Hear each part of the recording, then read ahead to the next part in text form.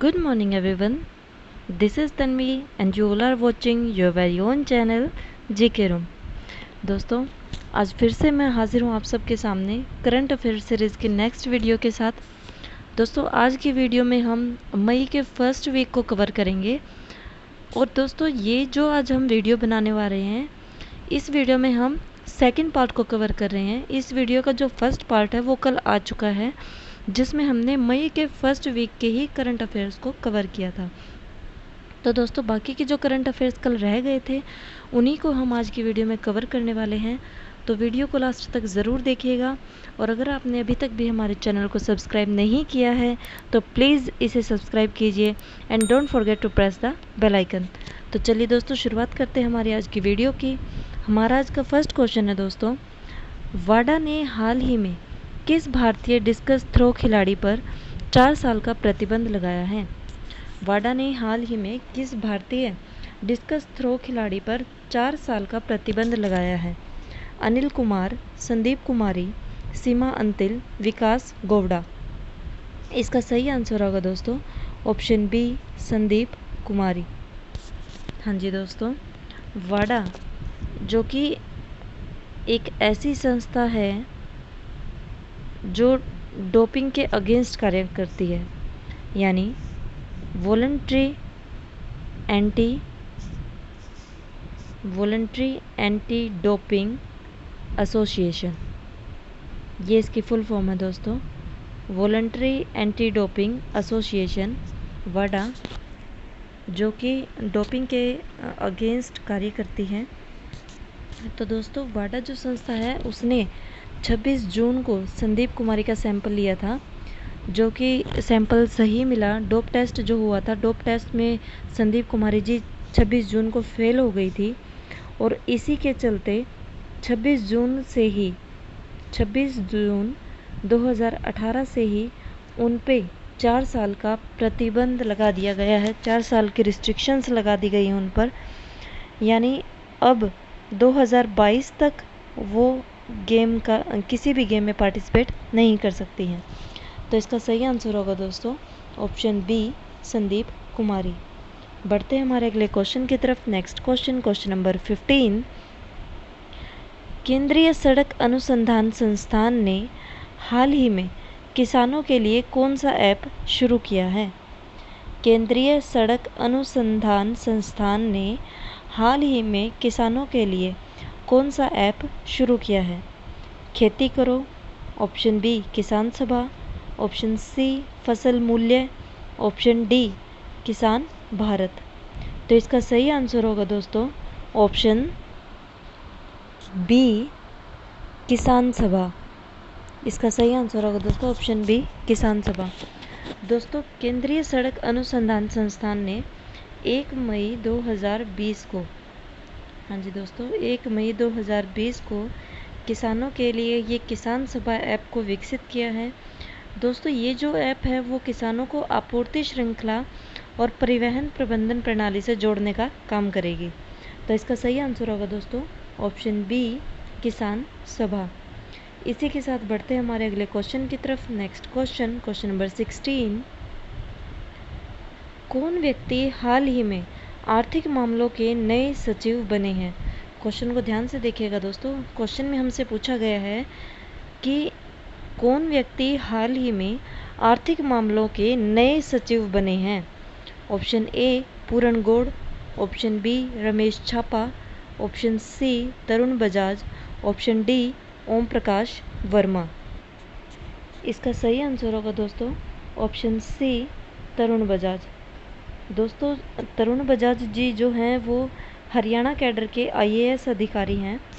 और दोस्तों 1 मई को, हाँ जी, 1 मई 2020 से इन्होंने अपना पदभार ग्रहण किया है।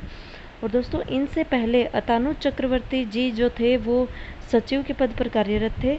और 30 अप्रैल को अतानु जी की रिटायरमेंट हुई है। और उनकी रिटायरमेंट के बाद 1 मई से तरुण बजाज जी ने इस पद को संभाला है। और दोस्तों, इससे पहले जो तरुण बजाज जी थे वो प्रधानमंत्री कार्यालय में अतिरिक्त सचिव के पद पर कार्यरत थे। तो इसका सही आंसर होगा दोस्तों ऑप्शन सी, तरुण बजाज। बढ़ते हैं हमारे अगले क्वेश्चन की तरफ। Next question number 17। किस राज्य की सरकार ने हाल ही में आगामी 1 वर्ष के लिए सरकारी वाहनों की खरीद पर बैन लगाया है? किस राज्य की सरकार ने हाल ही में आगामी 1 वर्ष के लिए सरकारी वाहनों की खरीद पर बैन लगाया? इसका मतलब ये है दोस्तों कि आगे आने वाले 1 साल तक उस राज्य में किसी भी सरकारी वाहन को नहीं खरीदा जाएगा। तो ऑप्शंस देख लेते हैं दोस्तों। ऑप्शंस हमारे पास राजस्थान, महाराष्ट्र, झारखंड, हरियाणा। तो इसका सही आंसर होगा दोस्तों ऑप्शन डी, हरियाणा।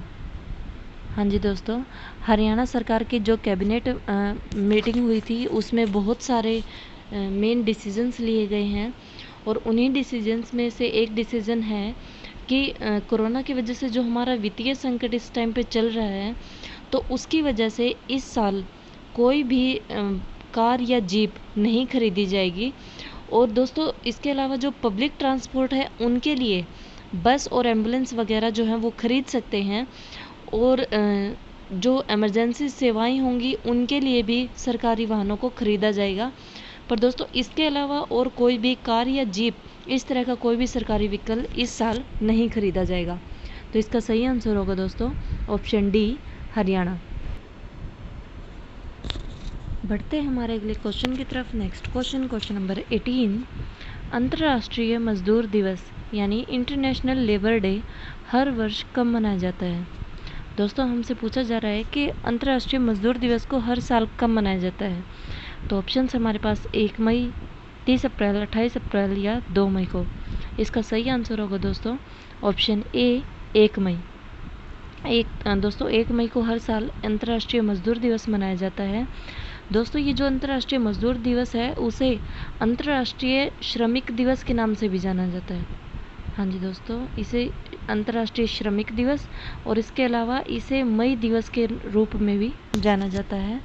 क्योंकि ये 1 मई को मनाया जाता है इसलिए इसे मई दिवस या श्रमिक दिवस के रूप में भी हम जानते हैं।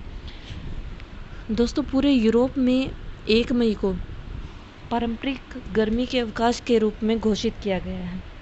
हाँ जी दोस्तों, यूरोप में ये जो दिन है उसे छुट्टी के रूप में मनाया जाता है क्योंकि इस टाइम पे गर्मी बहुत होती है, तो 1 मई को अवकाश घोषित किया गया है। दोस्तों ये जो दिन है 1 मई का जो दिन है उसे क्यों सेलिब्रेट किया जाता है, उसके पीछे एक बड़ी इंटरेस्टिंग स्टोरी है। दोस्तों 4 मई 1886 को एक ऐसी घटना हुई थी, या यूँ कहे कि एक ऐसी दुर्घटना हुई थी जिसकी याद में ये जो 1 मई का दिन है उसको सेलिब्रेट किया जाता है। दोस्तों 4 मई 1886 को अमेरिका के शिकागो में जितने भी मज़दूर थे वो स्ट्राइक पर थे। हाँ जी दोस्तों, 4 मई के दिन अमेरिका के शिकागो में सभी मज़दूर स्ट्राइक पर बैठे थे और वो अपने 8 घंटे पर डे की डिमांड कर रहे थे। उनका कहना था कि वो एक दिन में 8 घंटे से ज़्यादा काम नहीं कर सकते और इसी चीज़ के लिए वो स्ट्राइक पर बैठे थे दोस्तों। तो अचानक से वहाँ पुलिस भी मौजूद थी।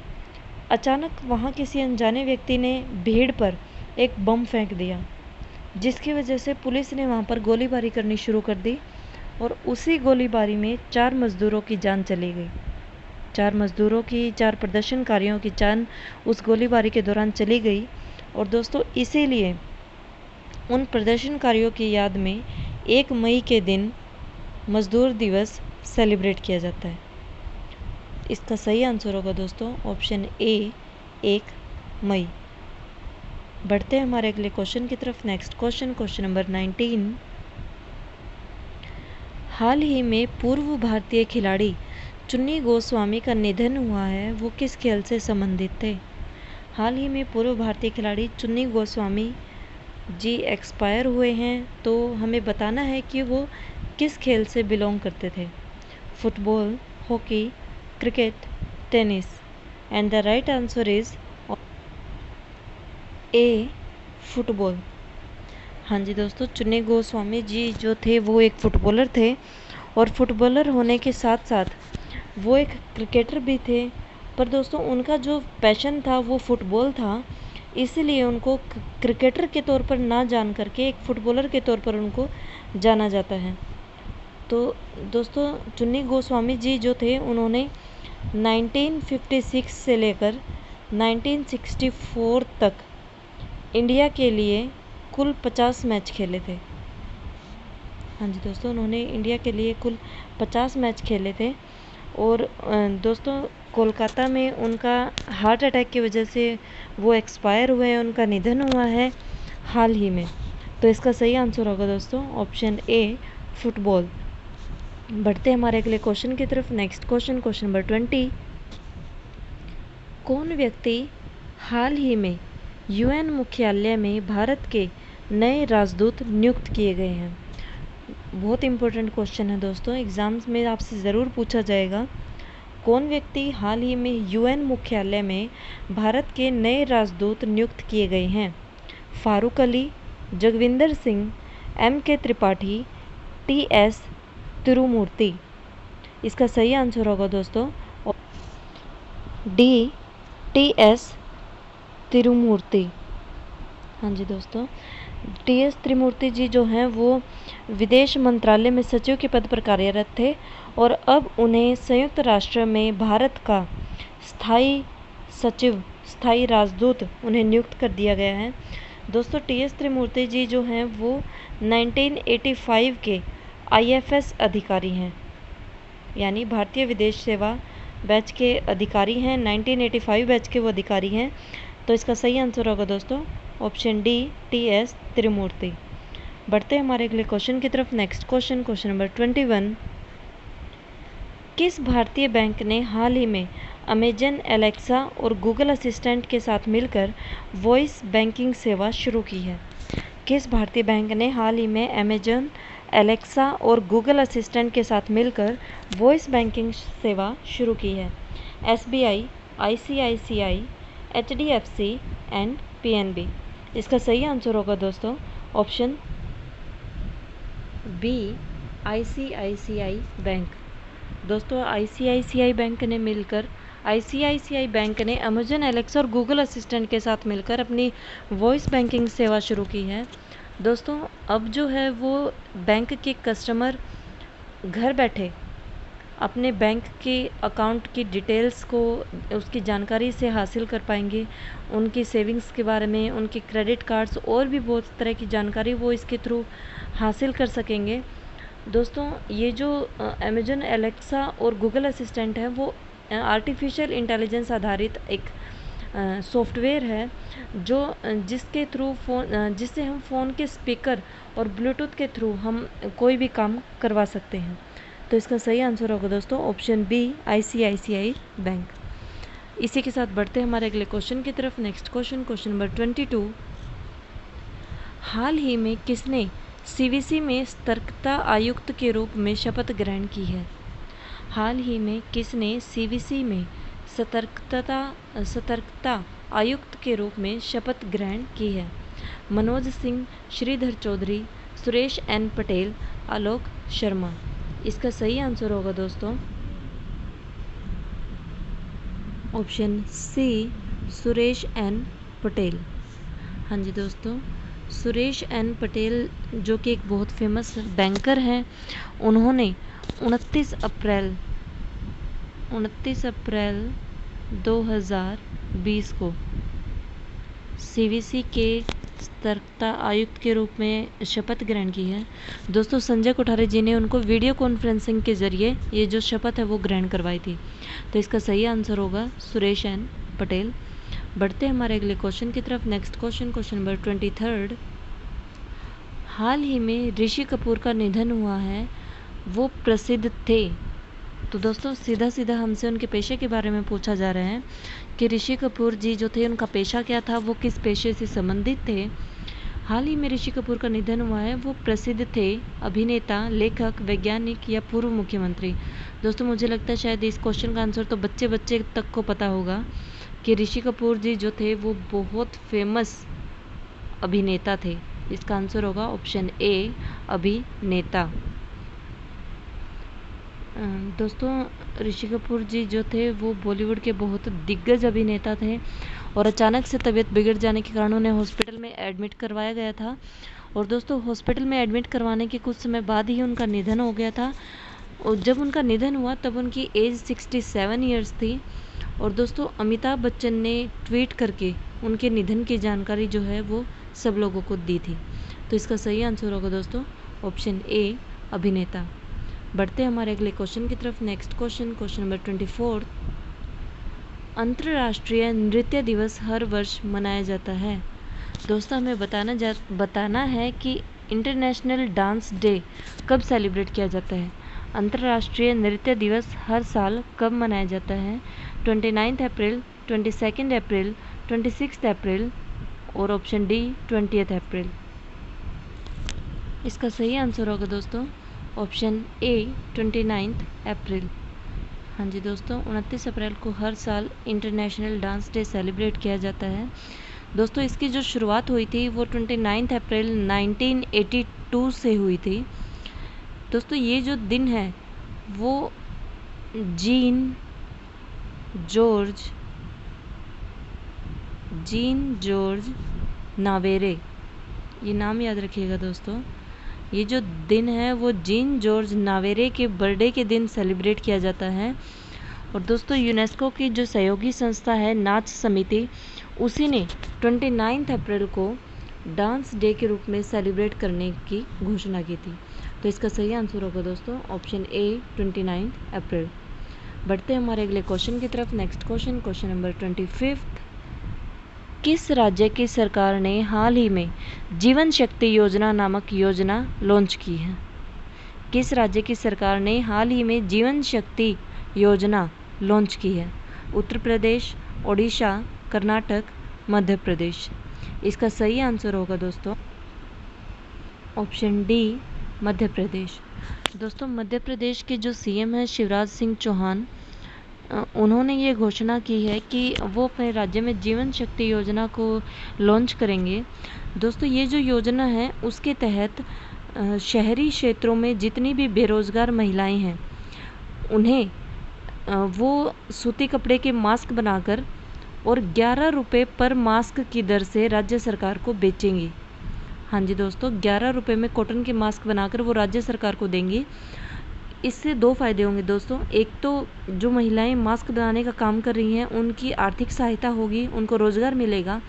दूसरा, इससे राज्य को मदद मिलेगी कोरोना वायरस से लड़ने में। ना सिर्फ वो कोरोना वायरस के संक्रमण से बच पाएंगे बल्कि अपने राज्य के नागरिकों की जीवन की भी रक्षा कर पाएंगे। तो दोस्तों मेरे ख्याल से बहुत ही अच्छी स्कीम जो है वो मध्य प्रदेश ने लॉन्च की है। और मुझे लगता है कि हम सभी को इस योजना की सराहना करनी चाहिए। तो इसका सही आंसर होगा दोस्तों ऑप्शन डी मध्य प्रदेश। बढ़ते हैं हमारे अगले क्वेश्चन की तरफ। Next question number 26। हाल ही में प्रसिद्ध व्यक्तित्व इरफान खान का निधन हुआ है, वो क्या थे? अभिनेता, लेखक, गायक, पूर्व क्रिकेटर। इसका सही आंसर होगा दोस्तों ऑप्शन ए अभिनेता। दोस्तों शायद बच्चा इरफान खान से वाकिफ़ है, उनकी एक्टिंग स्किल्स से वाकिफ़ है। इरफान खान एक ऐसे अभिनेता थे जिनको डायलॉग डिलीवरी करने की कोई ज़रूरत नहीं थी, उनकी आंखें ही सब कुछ बयां कर देती थी। दोस्तों इरफान खान जी जो थे वो पिछले काफ़ी टाइम से एक गंभीर किस्म के कैंसर से लड़ाई लड़ रहे थे। उनको 2018 में न्यूरो एंडोक्राइन नामक एक ट्यूमर हुआ था। उसी की वजह से वो अक्सर बीमार रहते थे। और जब उनकी डेथ हुई उस टाइम उनकी एज जो थी वो 53 थी। हाँ जी दोस्तों, सिर्फ 53 साल की उम्र में इरफान ने इस दुनिया को अलविदा कह दिया। उन्होंने ना सिर्फ इंडिया में ही बल्कि इंटरनेशनल लेवल पे भी अपनी जो एक्टिंग स्किल्स हैं उनका लोहा मनवाया था। दोस्तों दुनिया उनकी एक्टिंग स्किल्स की मुरीद थी। तो इसका सही आंसर होगा दोस्तों ऑप्शन ए अभिनेता। तो दोस्तों आज की वीडियो के लिए बस इतना ही। उम्मीद करती हूँ कि आपको आज की वीडियो पसंद आएगी। अगर आपको वीडियो पसंद आए तो इसे ज़्यादा से ज़्यादा लाइक कीजिए, शेयर कीजिए, और अगर आपने अभी तक भी हमारे चैनल को सब्सक्राइब नहीं किया है तो प्लीज़ इसे सब्सक्राइब कीजिए and don't forget to press the bell icon. Thank you so much everyone and have a nice day.